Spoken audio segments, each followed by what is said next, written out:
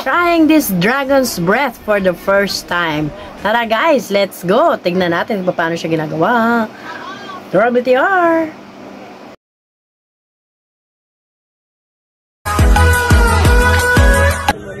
Hello mga beshi. Ayan, second stop natin dito sa Ugbo Street sa Tondo.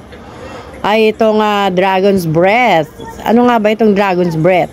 It is composed of rice cereals na rolled into balls. Ayan, ginawa siyang balls. Then, blend siya doon sa sa liquid nitrogen or also known as dry ice. Ayan.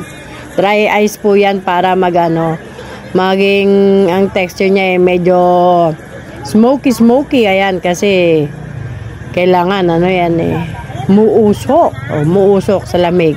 Di po ba, yan. Na-amaze nga yung mga kids nung makita yung paano paggawa ng dragon's breath. O, diba? It's as simple as that, guys. O. Ayan, ready to eat na siya. Then, hatulan na natin kung ano ang lasa. Meron siyang caramel flavor. Ayan. May toppings. And then, syempre, may chocolate.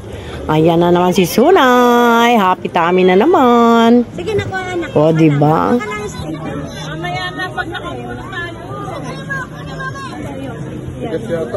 Taganak, baka May mga effect pa siyang pag gano'n. Oh. Lamig pala eh. Teka na. Ikutin mo din. Malamig yan ka?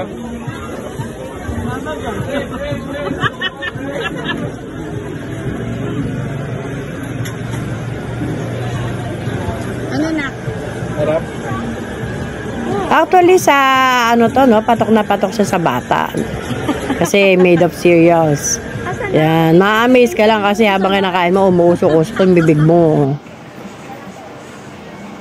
Eh syempre, pahuhuli ba naman tayo? O, di ba hinipan pa? Akala ko kasi mainit. Malamig pala siya. Usok pala siya dahil malamig. Hindi po siya usok dahil mainit. O, di ba? Parang bata lang kumain, no? Natulo pa, And that's about it, guys. This will end our video for today. Thank you for joining me. See you on my next video.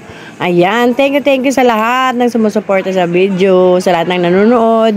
Maraming salamat. Don't skip the ads. May ads po yan sa dulo. Thank you, guys.